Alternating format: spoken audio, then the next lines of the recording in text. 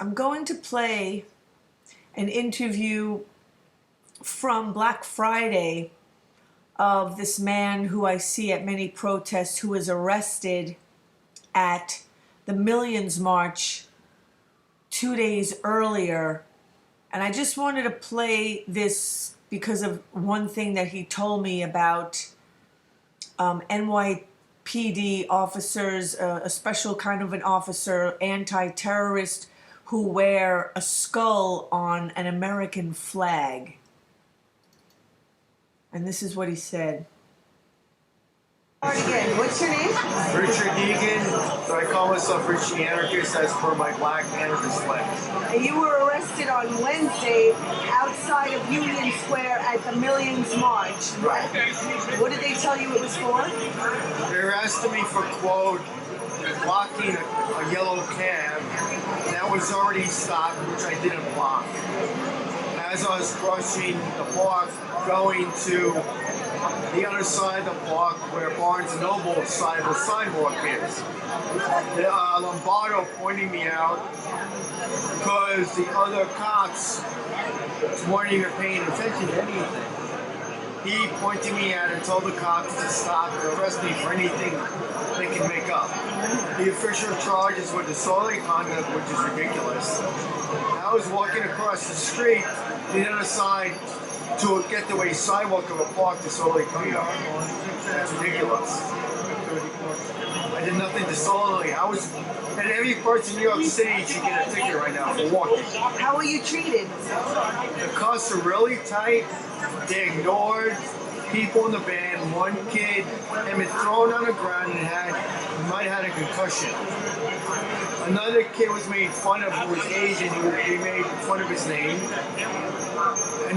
Everybody's cuffs were very tight. How long did they hold you for? A couple hours, maybe 4 or 5 hours. They gave me 2 tickets.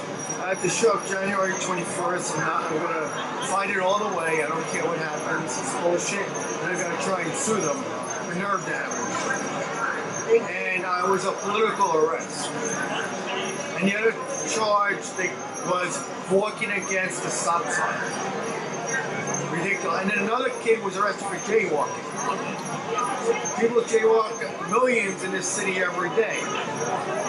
Why? And I knew these are the body count arrests. There was a quote. I heard the cop say this is body number 5. So this came from City Hall, Homeland Security. The motto is Blackwater, the special ops type of cop. And also, I saw in the cell these cops that are called the terrorist cops.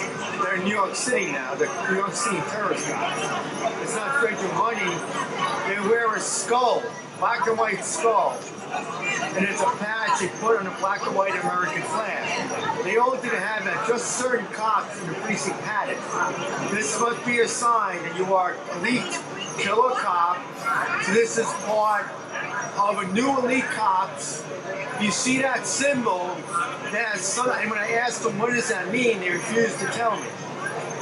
So now there was a new Nazi symbol in America the cops are wearing. This word, they should get out to people and to the lawyers, that there is a new Nazi symbol with a skull. Black and white skull on an American flag. That's what the Nazis used to use. They wore that on their SS uniforms. They had skulls on the uniform. Thank you. Thank you. So they're straight from the mouth of a protester who was arrested on the day of the Millions March against police brutality. So they have this, instead of the word elite terrorist police, they need to just call them illegitimate, because it's all just illegitimate. And I will also play a video from the climate rally on Sunday by, sorry, I'm just, okay, here's Captain Ray Lewis on Sunday, City Hall climate march, climate rally. Captain Ray Lewis Your sign says, warning, massive disobedience is next. Yeah, that's correct. And you can read this one of two ways, because either way is correct. One way you can read this sign is that people are going to get fed up with not having their concerns addressed about climate change. And they're going to start having massive disobedience, and it won't be civil, because they're going to get the attention of our rulers one way or the other. The other way you can read this sign is there's going to be massive disobedience when people are starving to death due to the excessive heat, that food cannot be grown, and there's going to be disobedience then in robbing and stealing from everybody else just to survive. So you can take this sign either way. And we were just talking about Exxon and the fact that they knew their effects on climate change. And you said you don't have to be a law enforcement officer. Yeah, right. A woman asked me what's my take on Exxon's hiding up evidence of climate warming and the illegality of it, because my career is in law enforcement. And my reply to her was, you don't have to have any degree in law enforcement or law itself to know that this is a disgrace. We're being controlled by sociopaths. These rich billionaire owners of these fossil fuel companies just want to have one goal in life, and that is money, money, money. They're never satisfied. They will die wanting more money, no matter how much they have. We cannot have people like that controlling our lives and controlling our climate. And what I don't understand, just to comment on what you just said, if having money and power, these people show that they're not satisfied, clearly because these things do not come from nature. That's why they're never satisfied. And that shows even more that we need to go back to nature, because that's the only thing that's going to truly satisfy. But they have the population so brainwashed to buy their goods, to use their goods, that it's tremendously difficult to get through that brainwashing, especially when you're born with it. The first thing you see on television, you see in the movies, you see other people doing, it's all materialism. Thank you so much, Ray Lewis. Thank you. Good. So for those who are not familiar with, Captain Ray Lewis is a retired captain from the Philadelphia Police Department who came down to Zuccotti Park during Occupy and stood in full uniform, with signs, I can't recollect what they said off the top of my head, but they actually were trying to take his pension away because he was standing there and, wearing the uniform that he earned. I mean, he retired, he could do with it what he will. I mean, they did, the police department disgraced the uniform by violating people's rights every day, but they're trying to say that he's disgracing the uniform by being out wearing it and protesting. So I think he won his case that they were trying to take away his pension. So the next short interview I'm going to play, since I still have 2 minutes before COLEEN ROWLEY, is an interview with a man who wrote this book, Peace is Going to Come from the People, who was outside of City Hall on the day of Sunday during the climate rally. What is your name? My name is Alex King. And this is your book, The People Make... I'm one of the authors of The People That Make the Peace. And what we're saying in there is that the U.S. anti-war movement was the biggest people's movement in U.S. history. We actually helped stop that war. In order for us to address climate justice, we're going to need a movement as big as that on a global scale. And then we say the same thing. The governments won't have climate justice, and the people will do it. It's very simple. Thank you. Yeah, very simple. Okay, my next guest is available. I'm going to skip a break in music and just call COLEEN ROWLEY.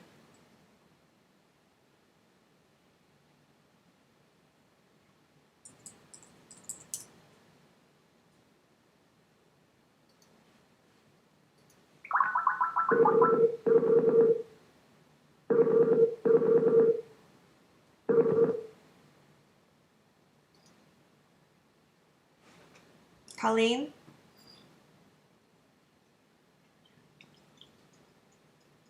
Hello? Oh, hi, Colleen. How are you? Fine. Oh, I'm hearing an echo. We didn't have an echo when we tested Skype yesterday. I'm hearing you better now. Okay, I don't think I hear myself anymore.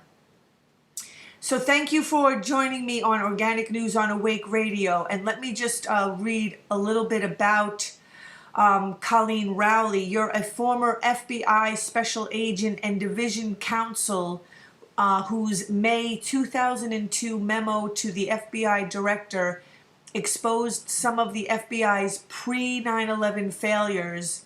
You were named one of Time Magazine's Persons of the Year in 2002. COLEEN ROWLEY wrote to the FBI director again in February of 2003 with some hard questions about the reliability of the evidence being adduced to justify the impending invasion of Iraq. You now warn of terror attacks being used as pretext for official agendas. You also warn that bulk collection of personal data by government is not only counter to liberty, but counterproductive to the alleged goal of stopping attacks. And your piece in The Guardian entitled "The Bigger the Haystack, the Harder the Terrorist is to Find." And that was actually from last year. Yes. November of 2014.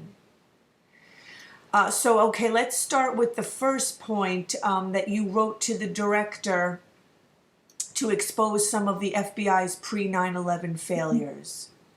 Yeah, and actually this ties in with all of the other things as well. 9/11 was enabled by huge, the nice term is incompetence, but it actually borders on recklessness. And many people have suggested that that level of recklessness, and even an FBI agent who was investigating the Moussaoui case in Minnesota and later testified in his criminal trial, called the FBI criminally negligent. Right. Okay, so that's a little bit different than just mere negligence. It's borders on recklessness. When people, for instance, like Condi Rice, they were pestering her. George Tenet, the CIA director, and Richard Clarke were pestering her that she should address the problems and the threats that they already knew. They had written memos all the way since spring, and she didn't even hold a meeting with them. Why? People say, well, did she actually want this to happen? Well, there's a lot of reasons for why officials in the Bush administration ignored the Al-Qaeda threat before it happened. And then once it happened, then they seize on it, very similar to Naomi Klein's shock and awe doctrine. They seize on it as a way then that they can go to war in line with their prior agenda, the Project for the New American Century, that they were going to attack the Mideast and then topple the governments that they don't like, and they were going to, Madeleine Albright, bring democracy, etc. But they seized on the 9/11 attacks as justification for starting this. And the truth is that if they had just connected the dots, and this isn't just COLEEN ROWLEY, this is the 9/11 Commission, and pretty much any expert, the Senate Judiciary Committee, the Joint Intelligence Committee inquiry, all of the inquiries found that 9/11 was enabled by a failure to share information.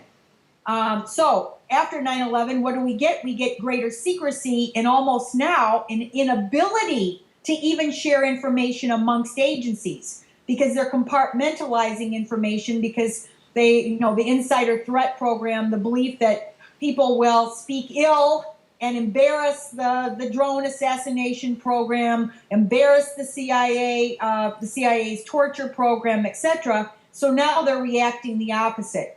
So when we say pretext, it's a little not quite the right term, pretext, because what you're doing is you're using terrorism to ratchet up war. The wars then have the effect of ratcheting up the terrorism. And after 13, 14 years of this, we are really, really in a dangerous spot. The Paris attacks, shouldn't have been the wake-up call. This should have been the wake-up call because there have been attacks all along, and it's just getting worse and worse. Even the Defense Intelligence Agency has 50 analysts who are complaining that their supervisors are rewriting their reports to make it seem as if the United States is winning the war on ISIS, Islamic State. And in fact, that's not the case. These 50 analysts are saying, no, it's really, really dangerous, and it's not going well at all. And I think the real root problem here now is the American public. They are vulnerable to this shock doctrine. They don't understand, really. They haven't paid enough attention at all to either the issues of terrorism and war, which are joined at the hips. And they think the wars are cost-free to themselves. They think, well, yes, we're bombing these countries in the Mideast, and yes, maybe the drones hit civilians and women and children, but it's not me.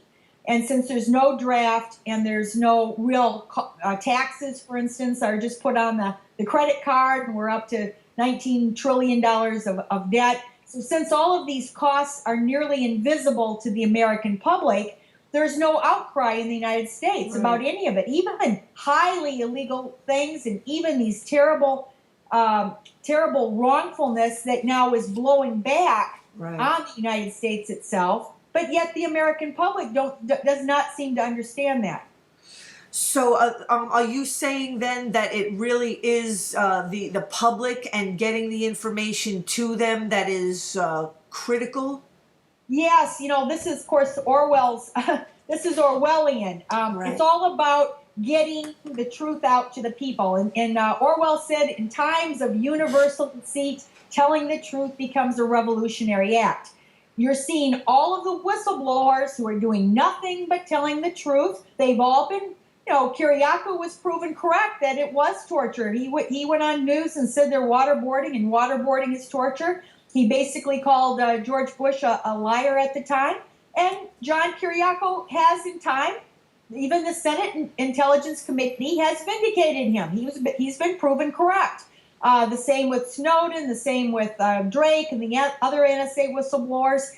Pretty much all of the whistleblowers I know have been proven correct. But knowing the truth and being correct is not enough anymore. We're living in this perception management. Oh, that's it. That's actually an incoming call. Oh, well, I can hold if you want me to. No, stay on. Yeah, who's calling? Yeah, this is Les. Oh, Les Jamison from? Jameson. Sorry, Les. Coleen Rowley is on the line. Do you have a question for her? Oh, hi. Yes, Colleen. I didn't realize I was straight on here. First, thank you for all your continued work and for peace and truth against the military machine here. I'm curious to know your position on the 28 pages as a means of revealing to the public and the world an assortment of truths here having to do with the Bush and Saudi relationship, as well as the continued funding of extremism that we see to this day throughout the Middle East, coming from, again, the Saudis and United Arab Emirates and Qatar, which are mentioned in the 28 pages, according to the politicians who've read them. Right. It's one of the very first examples, and if you follow my talks and speeches and writings, I've been calling for release of the 28 pages as long as you have, if not longer. I think I even remember when it was first classified, the analysts bemoaning that it was classified, etc. So it's been years and years, and here's how this fits in with what I just said.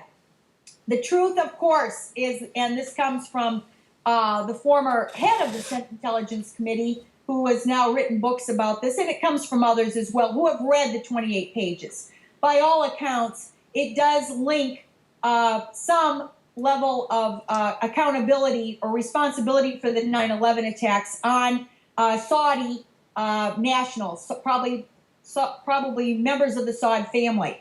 Okay, so we know that's in there. They just won't tell the American public that.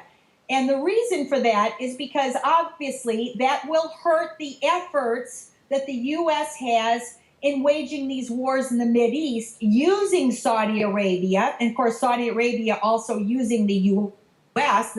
It's kind of like Israel. There's a mutual symbiotic relationship with arming each other and using each other as proxies. So if we were to tell the American public that no, it was not Afghanistan, and no, it was not Iraq, and certainly it's not any of these other countries that the United States is bombing that were responsible for 9/11, that will hurt the war effort. You know, again, it's all information warfare. And so after Vietnam, they understood that they have to control the message. And that's the only reason I believe at this point for keeping those 28 pages classified. It's kind of like if you go back to the Orwell story, in the book, they had to actually pull pages out of newspapers and destroy those because when they rewrite history, they don't want anybody to find the truth. And that's exactly what the level of secrecy is doing. You keep things secret, and then you wantonly leak whatever false narrative you want to have the people believe. And so we have all kinds of examples of false information, Judith Miller being one, of course, with the Iraq War, false information making its way into front pages, propaganda. And then on the other hand, you have withholding of truth because they do not want any interference in this ability to message the American public and get them to go along essentially with anything that the politicians want. That's why I try to do a show like this every Tuesday. I mean, it's been 2.5 years that I'm doing it, and I mean, I don't know. I mean, I don't know what I mean. I'm out filming. I try to do reporting. You don't get any funding. I mean, you don't.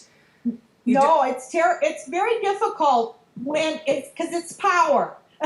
You know, I do the same thing. I've written a Huffington, not a Huffington Post today, but I and another lady co-wrote a piece on Consortium News about the visa-waiver program. And as it turns out, the visa-waiver program, if you're really concerned about foreign people coming here that could be terrorists, the Syrian refugee program is a tiny fraction, and a tiny fraction of the risk involved in the visa waiver program. So if you look up Consortium News, COLEEN ROWLEY, you'll find this visa waiver program. Okay, fine.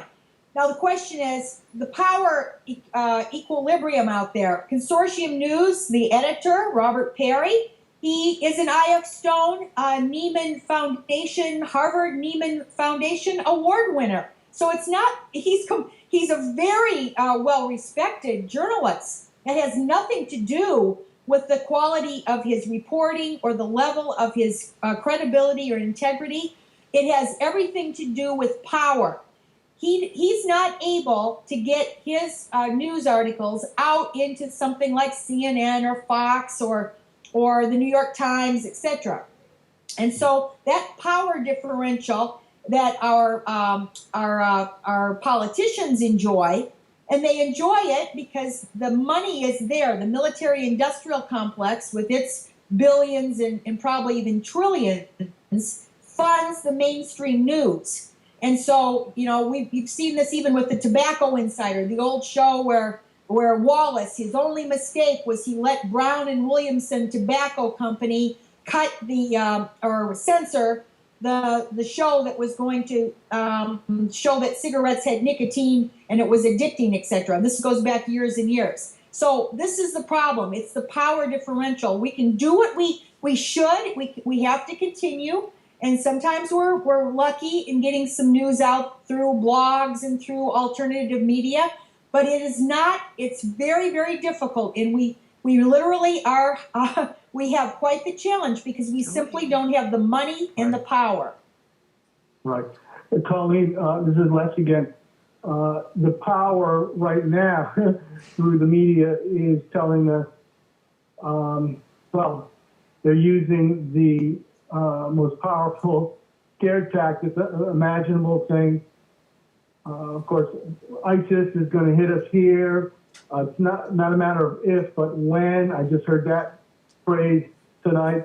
We've had, of course, some of the Republican presidential candidates saying we're in for another 9/11, and we have to ratchet up our military posture and go after them. All that.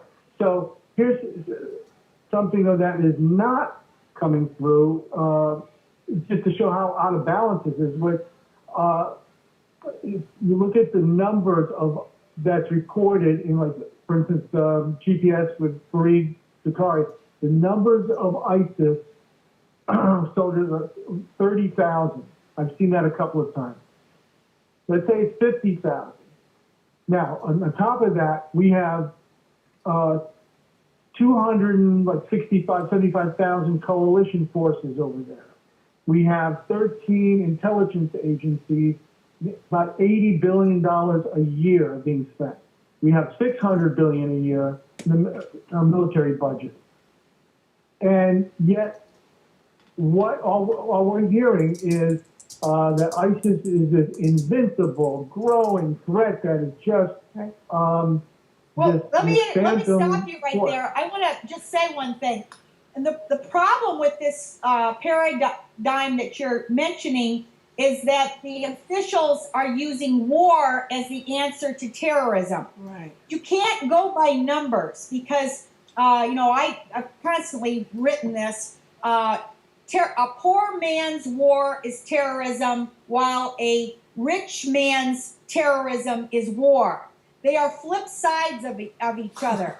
Yes, they are ratcheting each other up. Absolutely. So the more, we have war on the Mideast and increase the war zone, it doesn't matter our numbers. We might as well go back to Vietnam and the war of numbers and claiming that you hit so many people and now you're making progress, as Westmoreland did. This is nonsense. Westmoreland was telling the American public nonsense, that he had killed so many Viet Cong and therefore he was making progress. What he wasn't taking into consideration was the number of enemy that were being created. Right. And so, if you want to turn the whole world into a war zone, you just keep doing what we're doing. Right. It has grown from 9/11, from the time of 9/11. Back on the time of 9/11, they did exaggerate. They exaggerated. I remember there were claims at the time that there were 5,000 Al-Qaeda cells inside the United States. And that was a big lie. That was propaganda that was used to gin up the Iraq war, gin up the Afghanistan war. And I don't know, the numbers really are not really even important. What's important is that as time goes on, this threat is growing. So they're not really lying about that fact. But let's go back to some other stats here. Okay, 9/11 killed 3,000 people. I've read around 30,000 people are killed in car accidents a year. And you have to put this into perspective with, bee stings kill more people. Peanut allergies kill more people than terrorism. Exactly. And actually, even terrorism, looking at terrorism right now, are what they call, the FBI calls active shooters.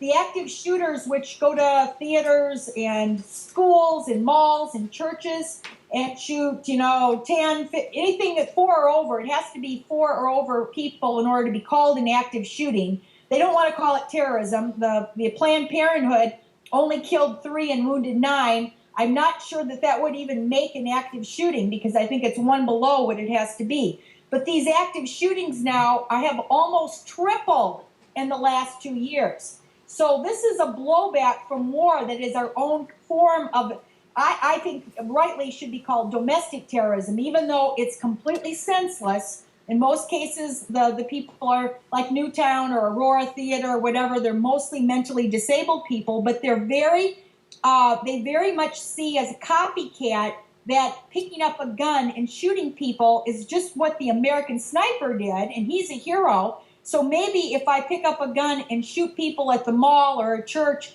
that will be the answer to my problems. And that kind of thing, that those shootings and mass violence inside the United States is many, many times greater than the Americans that have died through international terrorism.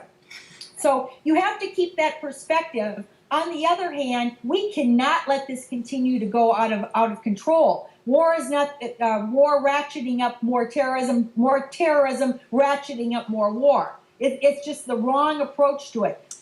You know, and it's not me saying this either, by the way. It's not pacifists who are saying this. This is actually the generals themselves. I know David Swanson has listed at least 10 generals that have said there's no military solution. But the same breath that they say there's no military solution out of one side of their mouth, right, they have the military-industrial complex saying, but I'll give you this many million, right, if you continue to ratchet it up. And so they go with where the money's coming from. Exactly. I just wanted to just say what Bill Binney had said the last time I interviewed him months ago. Is essentially what you're saying, essentially the same thing that Jeremy Scahill said in the Dirty Wars. You know, the more problems there are, the more terrorism there is, the more money they get. And so with the NSA, you know, right, they want to keep things going because the more problems there are, the more money they get. So it's a complete backward system that money is fueling, like this disaster capitalism, like Anthony Lowenstein's book. You know, I'm just going to maybe put my little tiny different spin on motivations, because people always try to say, like, there's a monolithic intent of government or a monolithic intent of government officials, and there isn't. So what you get in government, the same as you get in a corporation, the same as you would even get in a criminal conspiracy, any group out there, is you do have some people who are more deliberately intended.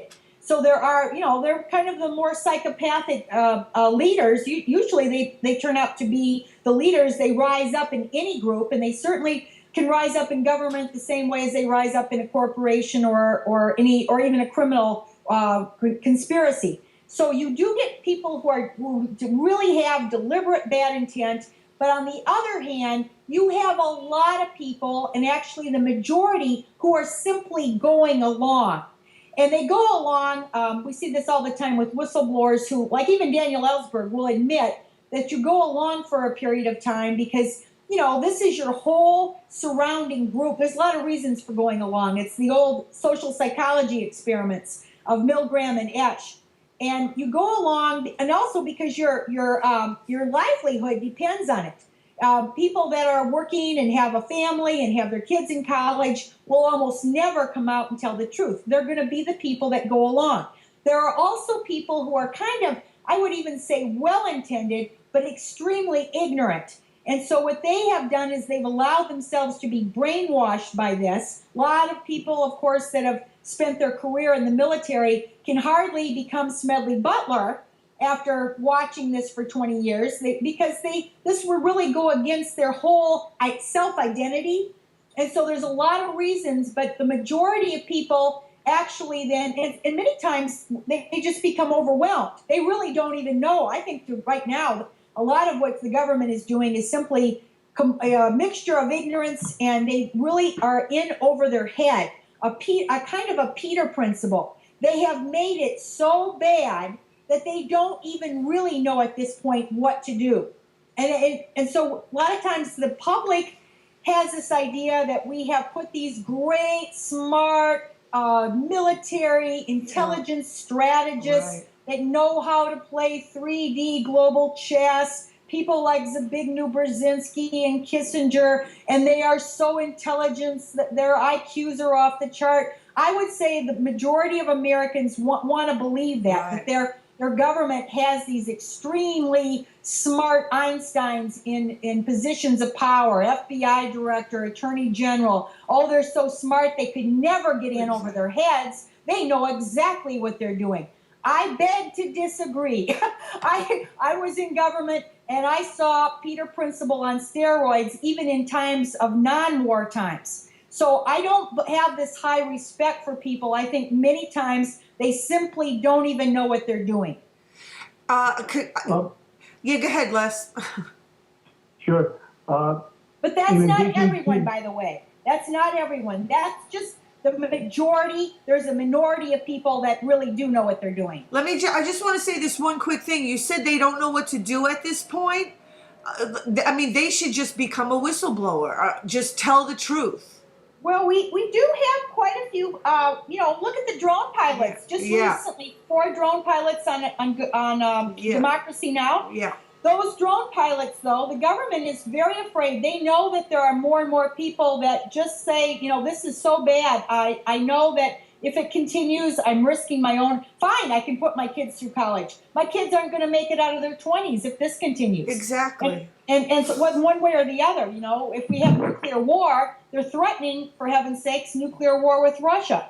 So the stakes are so high now that there are more people willing to be whistleblowers. The government has their quote-unquote insider threat program, and that insider threat program just identified Snowden and Thomas Drake. They have a chart, and that chart shows Drake and Snowden equivalent to Aldrich Ames, mass killers. They have a chart that even has mass killers on it. Mass killers, Aldrich Ames the spy, Robert Hansen the spy, Edward Snowden, and Thomas Drake.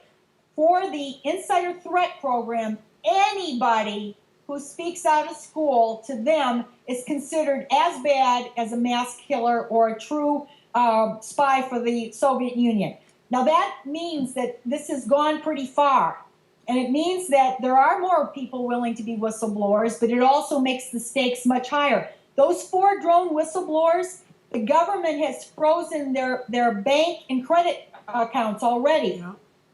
I just wanted to say really quick that, again, because the evidence is so clear that these people don't know what they're doing, that they're incompetent, that they're not, the masters and the, all those things that you were saying, that of course, the people want to believe that their government is. I mean, getting people to realize that the government has been, or I don't know when this happened, but the corporations and profit has taken over, and it's not a government really anymore. We have a high level of corruption in our government. Money corruption. It existed even before Citizens United, long before I ran for Congress here in 2005, 2006, and it was nothing but a money chase. So that's really what all of politics amounts to now, is nothing but trying to get these billions and billions of dollars from and they don't come from normal people. There's no person that's middle class or even higher middle class. A normal person, a middle class person, is not going to be donating thousands of dollars to any political candidate at this point. I think we only have about a 10-15% approval of Congress. So there's nobody that even believes Congress is the answer, let alone willing to give thousands of dollars to a candidate. So who takes that place? Well, obviously the people who want to control those Congress people are the ones funding these elections. So it's an extremely high level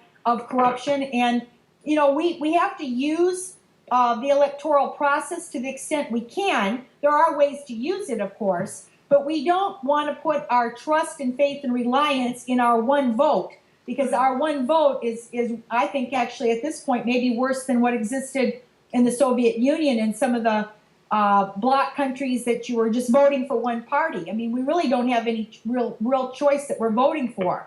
So, and yet you see people get carried away. Oh, it's Bernie Sanders, Hillary Clinton. They're all arguing with each other about these things. And the truth is, we should not be, David Swanson writes about this, we should not be wasting much time, energy, or certainly money on the electoral process, because it is pretty much corrupted. Yeah. But we have to sort of generate a groundswell. I think this is our main power in generating a groundswell to let the politicians know that we're demanding accountability. We're demanding a rollback to this aggressive military agenda, et cetera. You know, Kevin Phillips wrote the book about the Bush dynasty, and he was talking about how in the 70s, the right-wing evangelicals made a decision that they were going to organize county by county and get people into from the lowest levels of town politics right on up through to state politics, and then of course right up through the Congress eventually, and that's how they got Reagan in, and then of course how that led into the Bush presidency, Bush 1 and then Bush 2. Well, what I'm noticing is that the left and progressives and absolutely all the people who do research into the deep politics going back from JFK up to 9/11 have very little understanding of that process. So what we're trying to do, Colleen and Catherine, is create this district by district organizing throughout the country where we lobby every politician to read the 28 pages, because once they do, that alone will be a major accomplishment, because every politician who has read the 28 pages has had a real big awakening experience. They, Thomas Massey, Republican from Kentucky, said he had to rethink everything he thought he knew about 9/11. He was, basically they're all in shock about what they learned. So that alone would be a great accomplishment, just to get more to read the 20 pages and go from there. We have to be organizing district by district to say no to the TPP, Trans-Pacific Partnership, and all related issues here where we're being dominated by this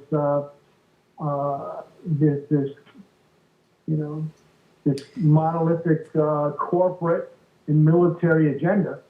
So, and as far as how organized they are, I don't know, but how competent they are, I don't know. But when we look at the results that we're seeing here, there's an awful lot of consolidation of wealth and power, and everything happening for only the benefits of the 0.01%, the bankers and the war machine. I just wanted to read a paragraph from your article, Colleen. The one that reads, the common refrain back then was that pre-9/11 intelligence had been flowing so fast and furiously it was like a fire hose, and you can't get a sip from a fire hose. Intelligence such as the Phoenix memo, which warned in July of 2001 that terrorist suspects had been in flight schools and urgently requested further investigation, went unread. And I just wanted to bring up, Sibel Edmonds also, who, talks a lot about so much evidence, pre-9/11 evidence. That's exactly right. They said they used that as an excuse. They forgot what they were doing was increasing the fire hose. And so by saying that we had too much intelligence before 9/11, and that is why we couldn't make sense of it, what they did then is they turned it on probably, a million times more than what they even had. And of course, this is silly to think that adding hay to the haystack is going to make it easier. I mean, I've written about the haystack forever. The FBI countered this was after Snowden's disclosures, when they were being called in and asked about whether all of this massive metadata collection had helped and had prevented terrorism. And one of the FBI officials had said, well, we have to have a haystack if we're going to find the needle. That was his answer back to why do you think adding hay to the haystack makes it easier to find the needle? He said, no, we have to have a haystack because that's where the needles are. Oh my gosh. So anyway, I totally agree with Les. We've got to get more people to care, for starters, and then organize them. And I think knowing that their self-interest is involved, you see this with Black Lives Matter, when there is a direct self-interest Yeah. in people, then you do see people carrying, you see them in the street. The problem with these foreign wars that are absolutely, draining the treasury dry. I mean, we're up to $19 trillion of debt, but it's like an invisible credit card. People are not understanding the cost to themselves. Right. They aren't connecting the dots to these active shooters with a war culture that's used for recruitment, the violent video games. They're just not connecting it to see that all of these blowbacks, this was the CIA term, but these are things that are coming back to hurt themselves. And if they see that this is hurting themselves, guess what? We won't have to organize that much, because people will be out in the streets, and you know what? The politicians will listen. Right now, they're just not, our politicians are not hearing this. They're hearing the opposite. They're hearing war is great, war works, and I think even the UK is about to vote for more war. They had resisted bombing Syria before, but now even their leader, Corbyn, has caved. Bottom line, it's got to be a mass public opposition as existed during the Vietnam War. The fact and things will change. The fact that Al-Qaeda is larger after the U.S. got involved in, attack, or there was no such thing as Al-Qaeda or ISIS, before the U.S. started, bombing and funding. Like the fact that they actually fund these groups. I mean, that's right. Does the average American know this stuff? No, I don't think so, because our mainstream press is not carrying it. However, there are slight little inroads out there. And so, like I said, these 9-10 generals who have said there's no military solution, that little bit of truth. And from time to time, there will be an official that will go public and say no, or like these 50 defense intelligence analysts who are saying that what we're doing is actually increasing ISIS. We're drone pilots. I mean, so we are getting some little bits of truth. And again, I think the emphasis has to be, it can't just be appealing only to progressives either. It has to be appealing to, because already then you're narrowing the number of people out there that would be able to be in opposition.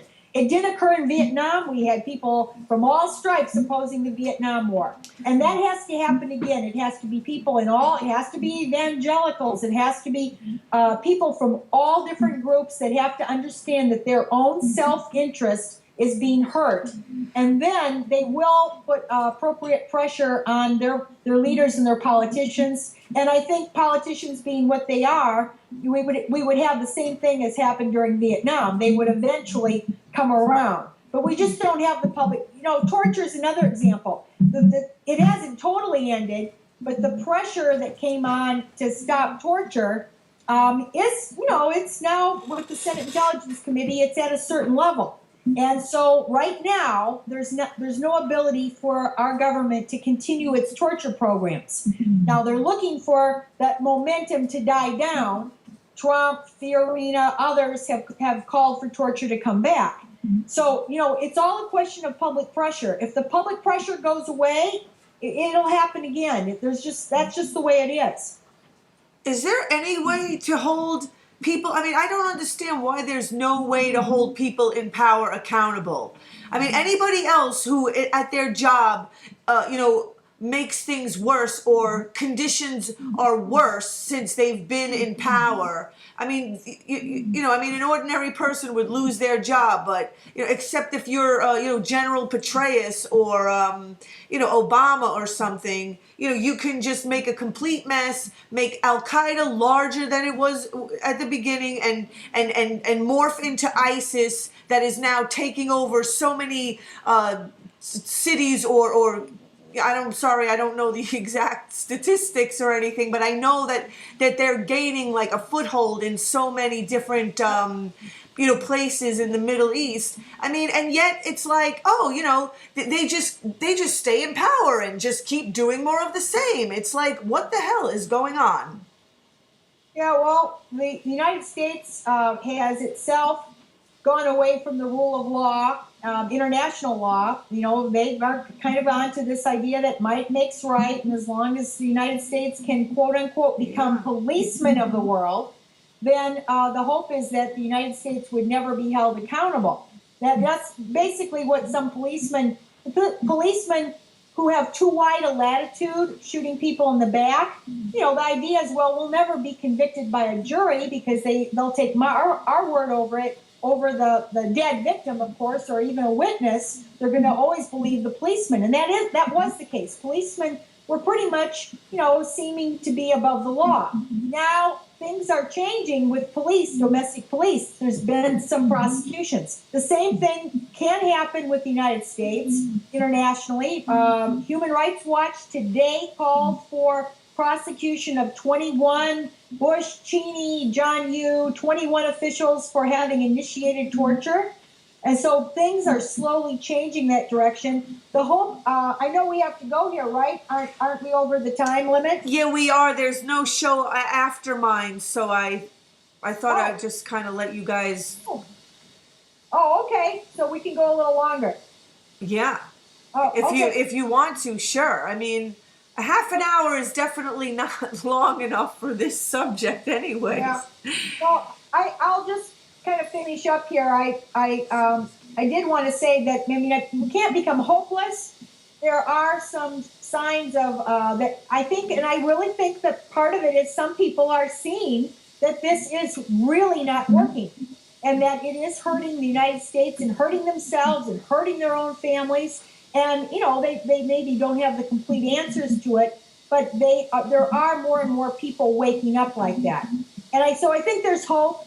And I think that, look at the police with the Black Lives Matter. All it took was a few. We don't have a lot of prosecutions. We have a few prosecutions, and we have cameras. The truth is in the camera footage, and so that has really, I think, shaken up. It has shaken up the whole situation with police, and I think it'll make for better policing in the long run. It's coming up. The day after tomorrow is the 1 year anniversary of Eric Garner, Daniel Pantaleo, who was never indicted for killing Eric Garner. Like, even the chokehold video that went on for 7 minutes. Right. And you see this, it takes a while. We can't just snap our fingers and change the polls or the public opinions. Maybe you can change something if you have a big story. Look at Obama. A good example is Obama's takedown of bin Laden, okay? All aired. He came on, gave a speech that night, and of course he got this bump of whatever it was, 10, 15% in the polls.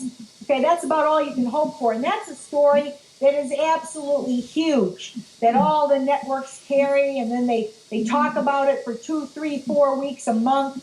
Okay, so even a big, huge thing like that only got Obama a bump of 15% or something, and even that didn't last that long. So changing public opinion is not that easy. That in a way that's good, because when you look at the effectiveness of propaganda, you hope that public opinion doesn't change that quickly. On the other hand, we want the public to realize that this notion of being lawless, that the president is above the law, like Nixon thought, and certainly Bush thought he was above the law. We want the public to understand that we have to go back to these universal principles that have stood the test of time. We can't have law and order if we say that the police are above the law and the president can do anything they want, and they don't have to follow the Constitution, the Fourth Amendment, Fifth Amendment, Sixth Amendment. All of those things the Constitution is a suicide pact, so we can't follow that anymore.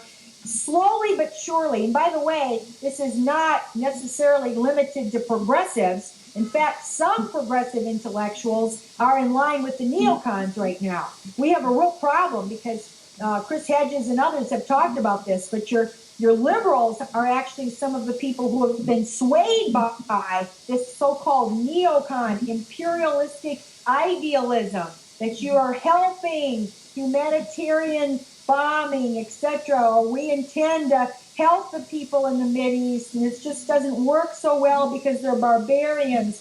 Okay, so that a lot of those people that are spouting this are progressive. And actually there's a more centered more common sense, and those people are every stripe. Some of them are Republicans, Democrats, they're across the board, independents. And there are people eventually starting to understand we've got to return this country to some semblance of law and order. Get rid of that corruption and end these wars and get back to a little bit more normal. Of course, there's no such thing as normal, but we've got to get back to some more level playing field and more normalcy. And we've got to, you talked about the disparities. Middle class, of course, is narrower and narrower. Well, that jeopardizes democracy right there. The middle class is democracy. So you get a small, tiny little fraction of 1% that are billionaires, and then you get everybody else that are poor, and that alone is going to destabilize even our own government. We don't have to be talking about Syria. It'll be our own government that'll be destabilized if we're not able to get more equality. Colleen, is it okay if I just ask you one more question? Sure, this will be the last one. Okay, because the climate change talks are going on this week and next week in Paris, and Obama is supposedly calling for the U.S. to step up and start taking steps, as far as because war is just completely devastating to the environment.